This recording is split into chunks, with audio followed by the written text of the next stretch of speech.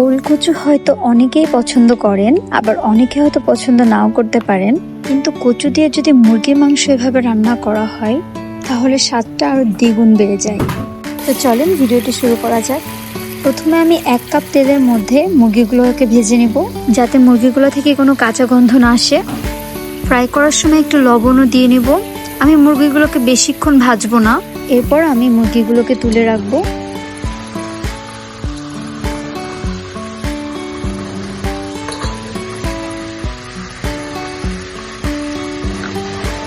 এখানে আমি কোনো এক্সট্রা তেল ইউজ করব না, ওই তেলের মধ্যে আমি গোটা গরম মশলাগুলো দিয়ে দিব।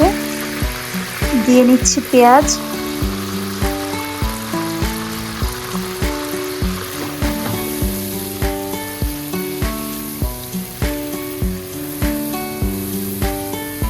দিয়ে নিচ্ছি 2 টেবিল চামচ রসুন বাটা, সাথে দিয়ে নিচ্ছি 1.5 টেবিল চামচ আদা বাটা। সামান্য একটু পানি দিয়ে নিচ্ছি, কারণ এখন আমি গুঁড়া মশলাগুলো ইউজ করব।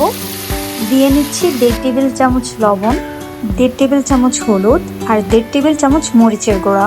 সব মশলাগুলোকে খুব ভালো মতো কষিয়ে নেব।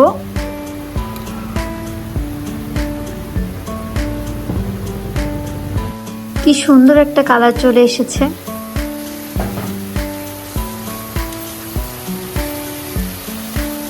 এখন আমি দিয়ে নেব 1 টেবিল চামচ জিরা গুঁড়া আর 1 টেবিল চামচ ধনিয়া গুঁড়া।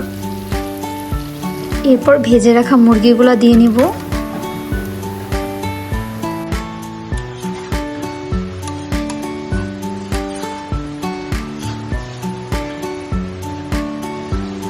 আমি মিডিয়াম আঁচে রেখে মুরগিগুলোকে কষিয়ে নিয়েছিলাম।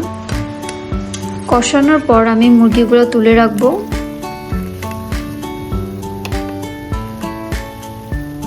আমি কচুগুলো ভালো মতো ধুয়ে পরিষ্কার করে নিয়েছি। এখন গরম পানিতে 2 থেকে 3 মিনিটের জন্য সিদ্ধ বসিয়ে দেব। এরপর মুরগির সেই কষানো মশলার ভিতরে একটু পানি দিয়ে নিলাম। এখন কচুগুলো এর মধ্যে দিয়ে দিব। কিছুক্ষণ কষানোর পরে আমি সেই মুরগিগুলো এর মধ্যে দিয়ে দিব। এখন কচু মুরগি একসাথে ভালো করে কষিয়ে নেব। এখানে আমি গরম পানি ইউজ করব। এখন যতটুকু ঝোল রাখতে চাই সেই হিসেবে পানি দিয়ে নেব। পানিটা ফুটে আসলে এখানে আমি দিয়ে নেব 1/2 টেবিল চামচ গরম মশলা। হয়ে গেল কচু দিয়ে মুরগির মাংসের ঝোল।